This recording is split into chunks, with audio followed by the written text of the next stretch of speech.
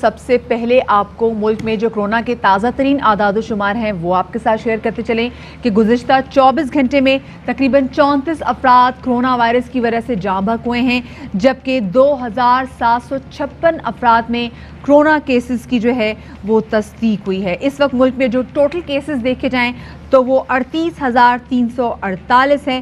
سب سے زیادہ کیسز اس وقت شفاعت اگر ہم دیکھیں تو وہ پنجاب میں ہے۔ پنجاب میں جو کیسز ہیں وہ 12,607 ہیں۔ اس کے بعد سندھ کا نمبر آتا ہے، سندھ میں 11,439۔ دین ہم دیکھیں تو اس کے بعد ہمارے پاس اسلام آباد آ رہے ہیں، تو اسلام آباد میں جو شفاعت فگرز ہیں وہ کوئی 5,500 سے تجاوز کر گئے، صرف اگر ہم اسلام آباد کے حوالے سے بات کریں۔ جی جناب، اور کل کا دن یعنی گزشتہ روز کورونا وائرس کی سیکنڈ ویو کا سب سے خونی دن تھا۔ 59 افراد ایک دن میں جاں بحق ہوئے۔ آج 34 افراد کے جاں بحق ہونے کی اب تک تصدیق ہو چکی ہے، اور یہ اعداد و شمار NCOC کے ہیں۔ ملک میں ابھی تک کورونا وائرس سے سرکاری طور پہ جاں بحق ہونے والے افراد کی تعداد 7,696 بتائی جا رہی ہے۔ ان تمام اعداد و شمار کو دیکھ کے یہ تو ضرور لگتا ہے کہ کورونا وائرس ایگریسو ہو رہا ہے اور مسلسل ہو رہا ہے، اور اب اسی مسلسل اضافے پر وزیر اعظم عمران خان نے لاک ڈاؤن کا اندیا ہے۔ بالکل، ان کا کہنا ہے کہ کیسز اگر اسی طریقے سے بڑھتے رہے تو ملک میں لاک ڈاؤن کا نفاذ ناگزیر ہو جائے گا، اور اس کی تمام ذمہ داری PDM پر عائد ہوگی۔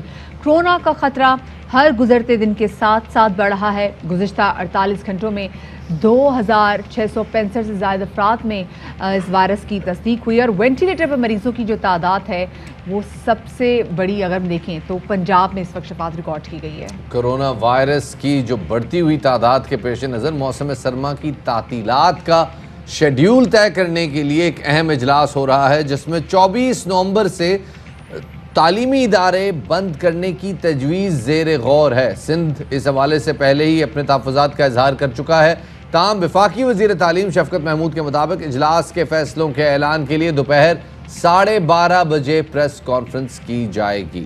بالکل شفاعت، اور اس سے پہلے میں یہ بھی دیکھا تھا کہ مراد راز جن کا تعلق پنجاب سے، پنجاب کے صوبائی وزیر ہیں برائے تعلیم، اور ان کا یہ کہنا تھا کہ اگر سکولز بند کیے جائیں تو پھر آپ باقی بھی تو تمام تر جو مالز ہیں ان کو بھی بند کیا جائے، کیونکہ شفاعت ہم سکول تو بند کر دیتے ہیں لیکن ہم دیکھتے ہیں کہ یہی بچے جو کہ ماں باپ سکول بھیجنے سے کترا رہے ہوتے ہیں، آپ کو یہ شاپنگ مالز میں نظر آئیں گے، آپ کو یہ بچے پارکس میں نظر بھی آئیں گے، لیکن اب وہ ٹائم ایسا آ گیا ہے کہ بچوں کے بارے میں کیا بڑوں کے بارے میں بھی ہمیں کنسرن ہونا پڑے گا۔ اور اسی والے سے بات کرنے کے لیے ہمارے ساتھ موجود ہیں سیکرٹری محکمہ صحت پنجاب کیپٹن ریٹائرڈ عثمان، لیکن اس سے پہلے ہمارے نمائندے شاہ خالد ہمارے ساتھ موجود ہیں جن سے ہم جانیں گے کہ اس وقت اجلاس کی کیا صورتحال ہے۔ جی شاہ خالد، یہ بتائے گا کہ اجلاس شروع ہو گیا ہے اور کیا ایجنڈا ہے آج کے اجلاس کا؟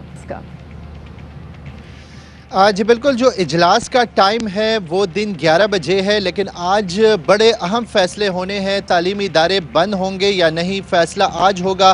11 بجے اجلاس ہوگا جس میں اہم فیصلے کیے جانے ہیں۔ وفاقی وزیر کے جانب سے 4 تجاویز جو ہے یہ دیے گئے ہیں صوبوں پہ۔ پہلا جو تجویز ہے وہ یہ ہے کہ 24 نومبر سے تمام تعلیمی ادارے جو ہے یہ بند کر دیے جائے۔ جو دوسری تجویز ہے اس میں یہ کہا ہے کہ 24 نومبر سے صرف پرائمری سکول جو ہے یہ بند کر دیے جائے، یا 2 دسمبر سے مڈل تک جو ادارے ہیں وہ بند کر دیے جائے، اور اگر یہ بھی نہیں کرتے تو 15 دسمبر سے جو ہائر سیکنڈری سکولز ہے وہ بند کر دیے جائیں۔ یہ تجاویز دیے گئے ہیں، آج اس پر فیصلہ ہونا ہے۔ اجلاس میں آج اس بات کا بھی فیصلہ ہونا ہے کہ 8ویں تعلیم جو کہ بورڈ کی جو ہے اس امتحان کا کیا بنے گا، اس کا بھی فیصلہ ہونا ہے، اور میٹرک اور انٹرمیڈیٹ کا جو سیشن ہے یہ جون 2021 تک بڑھائے جانے کا بھی امکان ہے، یہ بھی آج فیصلہ ہونا ہے۔ تو وفاقی وزیر کے زیر صدارت جو ہے آج یہ اجلاس ہوں گے، جس میں تمام صوبائی وزراء سمیت جو گلگت بلتستان اور کشمیر کے جو وزیر تعلیم ہے وہ بھی شرکت کریں گے، اور ان تجاویز میں سے ایک تجویز پر جو ہے وہ عمل کریں گے کہ آیا تعلیمی ادارے جو ہے کل سے تمام تعلیمی ادارے بند کریں یا مرحلہ وار تعلیمی ادارے جو ہے یہ بند کر دیں گے۔ جبکہ یہ بھی کہا گیا ہے کہ جو اساتذہ ہے وہ اسکول آئیں گے، اور ٹیلی اسکول اور ٹیلی ریڈیو اور آن لائن ایجوکیشن سسٹم جو ہے اس پر کام جو ہے وہ جاری رکھیں گے۔ بچوں کو ہوم ورک دیں گے اور وہ گھر میں وہ ہوم ورک کریں گے، اور پھر آن لائن جو ہے ٹیچر ان کو دیکھیں گے، اور تمام تر جو انتظامات ہیں آج اس پر اہم فیصلہ جو ہے 11 بجے ہونا ہے۔ 11 بجے کا ٹائم ہے، جبکہ تمام تر فیصلوں سے وفاقی وزیر جو ہے 12:30 بجے پریس کانفرنس کے ذریعے آگاہ کریں گے۔ تو تمام جو وزراء ہیں وہ ویڈیو لنک کے ذریعے اس اجلاس میں شرکت کریں گے. اور آج ذرائع یہ بتاتے ہیں بتائیے گا کہ آج جو تعلیمی اداروں کے حوالے سے فیصلہ متوقع ہے، کیا اس میں یونیورسٹیز بھی شامل ہیں؟ فی الحال یونیورسٹیوں کے بارے میں کچھ کہا نہیں گیا ہے، کیونکہ وفاقی وزیر کے جانب سے یہ کہا گیا ہے کہ پہلے مرحلے میں ہائر سیکنڈری سکول تک جو ادارے ہیں وہ بند کر دیتے ہیں، اور اس کے بعد باقاعدہ SOPs پر عمل درآمد کے لیے اداروں کو پابند کریں گے. اس کے بعد یونیورسٹیاں جو ہے وہ بند کریں گے اگر ضرورت پڑے تو. لیکن فی الحال اگر یہی بتایا ضرورت گیا ہے پڑی کہ تو یونیورسٹیوں کو بھی بند کیا جائے گا. ہمارے نمائندے شاہ خالد ہمارے ساتھ موجود تھے. بہت شکریہ شاہ خالد اس حوالے سے ہمیں تفصیلات سے آگاہ کرنے کا. بالکل شفاعت، ہم دیکھ رہے ہیں کہ ہر گزشتہ اور جتنے اگر گزشتہ روز وہ دیکھیں اور ہر آنے والے دن کے ساتھ جو واقعات بڑھتے چلے جا رہے ہیں. اس وقت کیا سچویشن ہے اور حکومت جو ہے وہ کرونا سے نبرد آزما ہونے کے لیے کیا کچھ کر رہی ہے؟ وزیر اعظم کے معاون خصوصی برائے سے ڈاکٹر فیصل اس وقت ہمارے ساتھ موجود ہے. ڈاکٹر صاحب بہت شکریہ باخبر سویرا کو وقت دینے کے لیے. ڈاکٹر صاحب سب سے پہلے تو یہ بتائیے گا کہ اس وقت کرونا کے پھیلاؤ کی شرح کس حد تک خطرناک اور آنے والے دنوں میں صورتحال کتنی خراب ہونے کا خدشہ پیدا ہو گیا ہے جو کہ آپ دیکھ رہے ہیں؟ کورونا کے پھیلاؤ کی شرح یقیناً خطرناک ہے، اور اگر ہم اعداد و شمار کا موازنہ کریں تو کچھ وہ سچویشن ہے جب ہماری پچھلی دفعہ یہ وبا پہلی لہر میں اوپر جا رہی تھی اور ہمارے ہاسپٹلز اور ہیلتھ سسٹمز پہ پریشر پڑنے کا خطرہ تھا، تو ہم اسی صورتحال میں اب بھی موجود ہیں، اور یہ اس سے بڑھ بھی سکتی ہے، خصوصاً اگر ہم احتیاط نہ کریں. ویکسین ٹرائل کے حوالے سے بتائیے گا ڈاکٹر صاحب، ویکسین ٹرائلز کی کیا سٹیٹس ہے اور کیا اس میں کوئی اہم ڈیولپمنٹ اب تک ہوئی ہے؟ ویکسینز کی دستیابی کا عمل جاری ہے. اس میں سب سے اہم چیز یہ ہے کہ ایسی ویکسین حاصل کی جائے جو مؤثر ہو اور پاکستان میں لائی جا سکے اور ہمارے لوگوں کو کرونا کی وبا سے پھیلاؤ سے بچاؤ کے لیے استعمال کی جا سکے. جہاں تک پلازما کا تعلق ہے، زیادہ تر جو سائنسی اعتبار سے انفارمیشن آئی ہے اس کے مطابق اس کا استعمال کوئی زیادہ کارآمد نہیں ہے. اچھا ڈاکٹر صاحب یہ کہے گا کہ حکومت نے تو سیاسی اجتماعات ختم کرنے کا اعلان کیا ہے. وزیر اعظم عمران خان نے صاحب کا اعلان کیا. علیحدہ بات ہے کہ پاکستان تحریک انصاف کے اپنے جلسے بھی ہو رہے ہیں، ساتھ میں PDM کے بھی جو جلسے جلوس ہیں یہ بھی جاری ہے. تو آپ کو کیا لگتا ہے کہ وبا کے پھیلاؤ کے لیے اس طرح کے جو جلسے جلوس ہیں کس حد تک خطرناک ہو سکتے ہیں؟ تمام تر ہجوم اور وہ تمام ایکٹیویٹیز جس میں لوگ اکٹھے ہوتے ہوں، خواہ وہ سیاسی ہو یا اس کی کوئی اور وجہ ہو، وہ اپنی جگہ خطرناک ثابت ہو سکتے ہیں. ایسی صورتحال میں کسی بھی صورت ہم یہ نہیں کہہ سکتے کہ کوئی ایک ایکٹیویٹی یا دوسری جو ہے وہ خطرے سے خالی ہے. تو میں سمجھتا ہوں کہ اس وقت ہم سب کو ایک مجموعی طور پہ ذمہ داری کا احساس ہونا چاہیے، کیونکہ اگر ہم یہ اب خیال نہیں کریں گے تو اس کا خمیازہ ہم بطور پورا ملک مجموعی طور پر اچھا اب یہ بتائیے گا کہ حکومت مزید کیا اقدامات کا اعلان کرنے کا پلان کر رہی ہے؟ کیسے اگر صرف لاک ڈاؤن لگایا جاتا ہے تو کیا لاک ڈاؤن کے ذریعے سے کنٹرول کیا جا سکتا ہے؟ مزید کیا اقدامات متوقع ہیں؟ سماجی فاصلہ رکھنے سے متعلق مہم تو جاری ہے. میڈیا کے ذریعے ہم بات کر رہے ہیں. ہر روز اس معاملے پہ میڈیا بھی لوگوں کو آگاہ کرنے کی کوشش کر رہا ہے، لیکن میں سمجھتا ہوں کہ اس سے بڑھ کر جو کچھ وائلیشنز ہیں، جہاں کہیں سماجی فاصلہ یا احتیاط کرنے کی جو تدابیر ہیں اس پہ عمل نہ ہو رہا ہو، تو اس معاملے میں کچھ ایسی چیزیں یا ایسے اسٹرکٹ ایکشنز کرنے کی ضرورت ہے جس سے یہ واضح ہو کہ یہ چیز سنجیدہ طور پہ لینے کی ضرورت ہے.